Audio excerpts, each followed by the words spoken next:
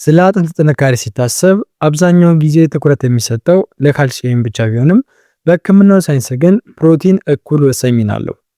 አጥንታችን በግንባታ መልክ ሲመሰል ፕሮቲን የአጥንቱ የብረት ማገር ወይም ደግሞ መዋቅር ሲሆን፣ ካልሲየም ደግሞ በብረቱ ላይ የሚፈሳው ኮንክሪት ነው። ብረት የሌለው ኮንክሪት በቀላሉ እንደሚሰነጣጠቅ ሁሉ ፕሮቲን የሌለው አጥንትም የመለጠጥና ጫናን የመቋቋም ባህሪ ስለማይኖረው በትንሽ ምት ብቻ በቀላሉ የመከስከስ አደጋም ይገጥመዋል። ይህ ከኮላርድ ግሪን ወይም ደግሞ ከአበሻ ጎመንና ከሰሊጥ የሚዘጋጀው እጽዋት ተኮር ጁስ ደግሞ ከአንድ ትልቅ እንቁላል ወይም ደግሞ ከአንድ ብርጭቆ የላም ወተት ጋር እኩል የሚሆን እጅግ ከፍተኛ ጥራት ያለው ንጹህ ፕሮቲን ለሰውነታችን ያበረክታል። ከዚህ መጠጥ የምናገኘው ፕሮቲን አጥንታችን በብዛት የተሰራበትን ኮላጅን የተባለውን ፕሮቲን ለመገንባት እንደ ጥሬ ዕቃ የሚያገለግል ሲሆን፣ አሮጌ አጥንት በየጊዜው እየፈረሰ በአዲስ የመተካቱን ሂደት የሚመሩትን ኢንዛይሞች በሙሉ ያጠናክራል ማለት ነው። ይህ መጠጥ ከአጥንት ጥንካሬ ባለፈ ለመላው ሰውነታችን የሚሰጠው የጤና በረከት እጅግ በጣም ሰፊ ነው። በውስጡ የያዘው ቫይታሚን ኬ፣ ካልሲየም በደም ስሮች ውስጥ ተከማችቶ የልብ ህመም እንዳያመጣ በመከላከል ካልሲየሙን በቀጥታ ጠራርጎ ወደ አጥንት ይወስደዋል። በሰሊጥ ውስጥ ያሉት ማዕድናት የደም ስሮችን በማዝናናት የደም ግፊትን በከፍተኛ ሁኔታ የሚቀንሱ ሲሆን፣ መጠጡ ሳይጠለል ከነፋይበሩ ስለሚጠጣ የሆድ ድርቀትንም ያስወግዳል። በተጨማሪም በውስጡ ያለው ጤናማ ስብና ፋይበር በደም ውስጥ ያለው የስኳር መጠን ድንገት እንዳይጨምር በማድረግ ያረጋጋዋል ማለት ነው። በሁለቱም እጽዋት ውስጥ የሚገኘው ኃይለኛ የተፈጥሮ ንጥረ ነገሮች በሰውነታችን ውስጥ ያሉ ሴሎች እንዳያረጁ፣ እብጠት እንዳይፈጠርና የካንሰር ህዋሳት እንዳይንቀሳቀሱ የሚከላከሉ እውነተኛ የተፈጥሮ ጋሻዎቻችን ናቸው።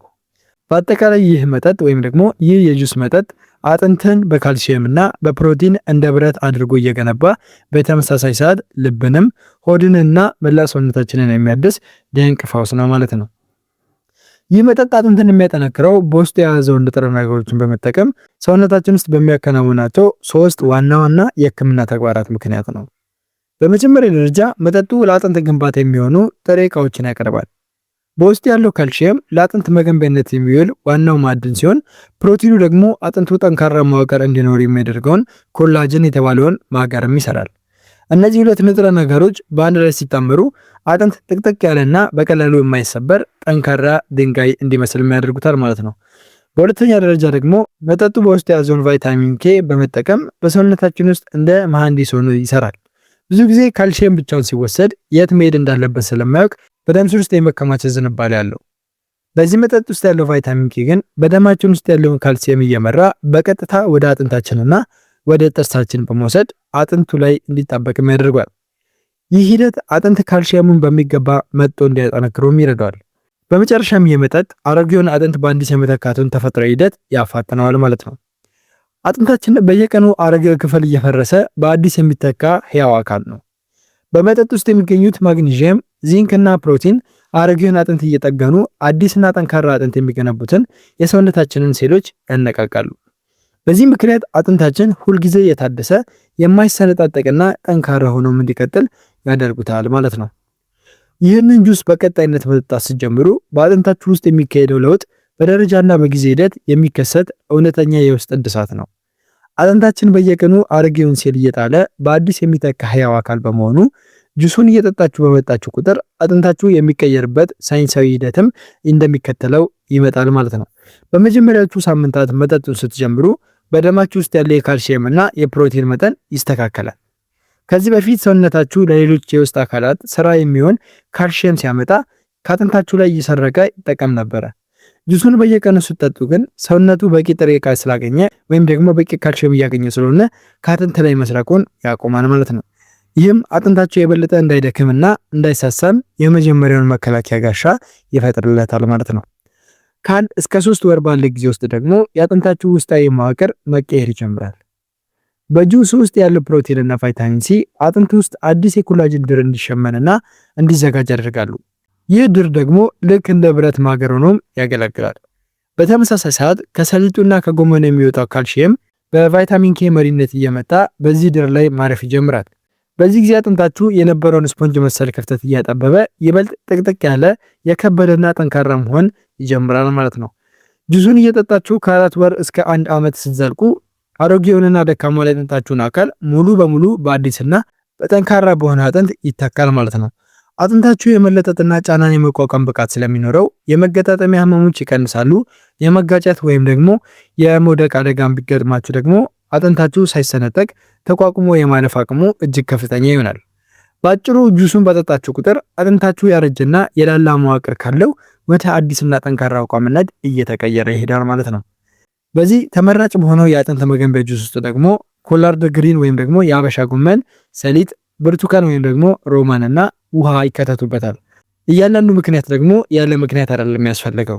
ምክንያቱም እርስ በርሳቸው የሚደጋገፉበትና አጥንትን የሚያጠነክሩበት የራሳቸው ሳይንሳዊ ምስጢር ስላላቸው ነው ማለት ነው። የመጀመሪያውና ዋናው አካል ኮላርድ ግሪን ወይም ደግሞ የአበሻ ጎመን ነው። ይህ ቅጠል የተመረጠበት ምክንያት በሰውነታችን በቀላሉ ሊመጠጥ የሚችል ከፍተኛ የካልሲየም ክምችት ስላለው ነው። ከዚህም በተጨማሪ ካልሲየም በቀጥታ ወደ አጥንት እንዲሄድ የሚያደርገውን ቫይታሚን ኬን በብዛት ይዟል። ብዙ አረንጓዴ ቅጠላ ቅጠሎች ካልሲየም ቢኖራቸውም ሰውነታችን እንዳይመጣቸው የሚከላከል ተፈጥሯዊ እጽዋት ስላላቸው እንደ ኮላርድ ግሪን ውጤታማ አይደሉም። ሁለተኛው ወሳኝ ግብዓት ደግሞ ሰሊጥ ነው። ሰሊጥ የተጨመረበት ምክንያት በእጽዋት ዓለም ውስጥ ወደር የሌለው የካልሲየም የማግኔዥየም እና የዚንክ ማዕድናት ክምችት ስላለው ነው። ማግኔዥየም አጥንት ውስጥ ያሉትን ሴሎች የሚያነቃቃ ሲሆን ሰሊጥ በራሱ ከፍተኛ የፕሮቲን መጠን ስላለው ለአጥንት ጥንካሬ መሰረት የሚሆነውን የኮላጅን መዋቅርን ለመገንባት እንደ ዋና ጥሬ ዕቃ ያገለግላል። ሶስተኛው ግብዓት ደግሞ ብርቱካን ወይም ደግሞ ሮማን የምንለው ተክል ነው።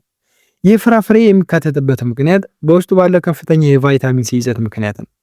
ቫይታሚን ሲ ሰውነታችን ከሰሊጡ የሚያገኘውን ፕሮቲን ተጠቅሞ እንግዲህ አጥንት እንዳይሰባበር የመለጠጥ ባህሪ የሚሰጠውን ኮላጅን የተባለውን ማገር እንዲሰራም ይረዳዋል።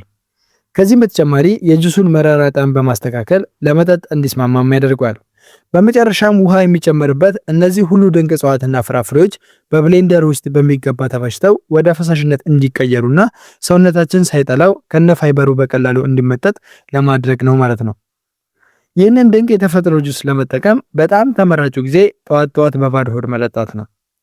በባዶ ሆድ ሲጠጣ በውስጡ ያሉት ማዕድናት በተለይም ካልሲየምና ማግኒዥየም እንዲሁም ደግሞ ፕሮቲኖች ከሌሎች ምግቦች ጋር ሳይጋጩ በቀጥታና በፍጥነት ወደ ደም ስራችን ውስጥ የመመጠጥ ዕድላቸው እጅግ ከፍተኛ ይሆናል ማለት ነው።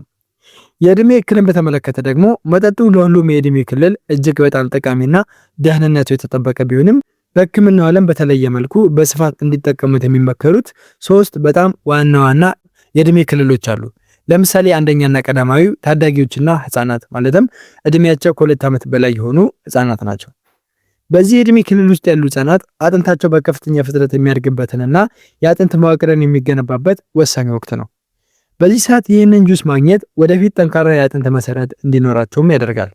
ነገር ግን ከ1 ዓመት በታች ለሆኑ ህፃናት የምግብ መፍጫ ስርዓታቸው ገና ስላልተበረታታ ወይም ደግሞ ስላልጠነከረ አይመከረም ማለት ነው። ሁለተኛው ደግሞ እድሜያቸው ከ30 ዓመት በላይ የሆኑ ጎልማሶች በተለይም ሴቶችን ነው። በሰው ልጅ እድሜ ታሪክ ውስጥ አጥንት ከፍተኛ የጥንካሬ ደረጃ ላይ የሚደርሰው በ30 ዓመት አካባቢ ነው። ከ30 ዓመት በኋላ ግን አጥንት አዲስ ከመገንባት ይልቅ የመሳሳትና የመደንዘዝ ጉዞን ይጀምራል። በተለይ ሴቶች ከማረጥ በኋላ በሆርሞን መለዋወጥ ምክንያት አጥንታቸው በፍጥነት ይሳሳል። ስለዚህ ከ30 ዓመት በላይ ያሉ ሰዎች የአጥንት መሳሳትን ወይም ደግሞ ኦስቲዮፓሮሲስን ለመከላከል ይህንን መጠጥ በስፋት ሊጠቀሙት ይገባል ማለት ነው። ሶስተኛው ደግሞ አዛውንቶች ናቸው። ይህም እድሜያቸው ከ60 ዓመት በላይ የሆኑት ማለት ነው። በዚህ እድሜ እንግዲህ አጥንት በቀላሉ የመሰባበርና የመገጣጠሚያ ህመም የመከሰት እድሉ በጣም ሰፊ ነው። በተጨማሪም በዚህ እድሜ ያሉ አባቶችና እናቶች የወተት ተዋጽኦችን የመፍጨት አቅማቸው ስለሚቀንስ እንግዲህ ይህ እጽዋት ተኮር የሆነ ጁስ ሆዳቸውን ሳይነፋ አጥንታቸውን የሚጠግንባቸውን ምርጥ አማራጭ ሆኖ ቀርቧል ማለት ነው። በአጭሩ መጠጡ ለሁሉም ሰው የሚሆን ቢሆንም አጥንታቸው መገንባት ላለባቸው ታዳጊዎችና አጥንታቸው መሳሳት ለጀመረባቸው እድሜያቸው ከ30 ዓመት በላይ ላሉ ጎልማሶችና አዛውንቶች በተለየ ሁኔታ በስፋት እንዲወስዱት በሕክምናው ይመከራል ማለት ነው። ስለዚህ ይህንን ጁስ በቤታችሁ ውስጥ በቀላሉ በማዘጋጀት የአጥንታችሁን ጥንካሬና ጤና መጠበቅ ትችላላችሁ። በተለይ ደግሞ እድሜያችሁ 30 እና ከዛ በላይ የሆኑ ሴቶች ይህንን ጁስ አዘጋጅታችሁ በተጠጡት ከምታስቡት በላይ በጣም ጠቃሚ ነው ብዬ አስባለሁኝ። ለአረጋውያንም ቢሆን ያለምንም ምርኩዝ ቀጥ ብለው እንዲራመዱ ለማድረግ ይህንን ጁስ በማዘጋጀት በቀላሉ አጥንታቸውን ማጠንከርና ጤናቸውን መጠበቅ ትችላላችሁ ማለት ነው። ውድ ቻናል ቤተሰቦች እንግዲህ ዛሬ ያየነው የኮላርድ ግሪን እና የሰሊጥ ድብልቅ ጁስ ተራ መጠጥ ሳይሆን አጥንታችንን ከውስጥ ወደ ውጪ እንደ ብረት ጠንካራ የሚያደርግ እውነተኛ የተፈጥሮ መድኃኒት ነው ማለት ነው። ይህ ተአምራዊ አረንጓዴ ጁስ አጥንታችን ጥቅጥቅ ያለና በቀላሉ የማይሰበር እንዲሆን ከማድረጉም ባለፈ ልባችንን የሚጠገን የደም ግፊታችንን የሚያስተካክልና መላው ሰውነታችንን የሚያድስ ታላቅ የጤና ጋሻችን ነው ማለት ነው። ጠዋት ጠዋት በባዶ ሆድ ይህንን መጠጥ መጀመር ማለት ለአጥንታችን ዘላቂ ጥንካሬንና እድሳትን በነፃ እንደመለገስ ማለት ነው። ጤናችንን ለመጠበቅና የአጥንት መሳሳትን ለመከላከል ውድ መድኃኒቶችን ላይ ከመመርኮዛችን በፊት እንደነዚህ ያሉ ተፈጥሯዊ ስጦታዎችን በቤታችን አዘውትረን በመጠቀም ራሳችንንና የምንወዳቸውን አዛውንቶችንና ታዳጊ ልጆቻችንን አስቀድመን መጠበቅ እንችላለን ማለት ነው። ይህንን ድንቅ የአጥንት ጤና መረጃ እንግዲህ ለእናንተም ሆነ ለምትወዳቸው ሰዎች ይጠቅማል ብላችሁ ካሰባችሁ አሁኑኑ ሼር እና ላይክ ማድረጋችሁን እንዳትረሱ። እንደዚህ ደግሞ ያሉ ህይወትን የሚቀይሩ የተፈጥሮ የጤና ሚስጥሮችን ሁልጊዜም እንዲደርሷችሁና እንድንነጋገር ደግሞ ቻናሉን ሰብስክራይብ በማድረግ ኢዚ ትልቅ ቤተሰብ አካል እንድትሆኑ እረዳችኋለሁ። ስለዚህ እጅግ በጣም አስደናቂ የሆነ የተፈጥሮ ጁስ እንግዲህ ያላችሁ ማንኛውም አስተያየት ወይም ደግሞ ጥያቄ ካለ በኮሜንት ሴክሽን ላይ አስቀምጡልኝ። እኔም በደስታ እያነበብኩኝ ምላሽ የምሰጥ ይሆናል። በቀጣይ ቪዲዮአችን ደግሞ ህይወታችሁን ይበልጥ ጤናማ በሚያደርግ ሌላ አስደናቂ የተፈጥሮ መፍትሄ ይዤላችሁ እመጣለሁ ማለት ነው። ስለተከታተላችሁኝ ከልብ አድርጌ አመሰግናለሁኝ። ሰላም ሁኑ።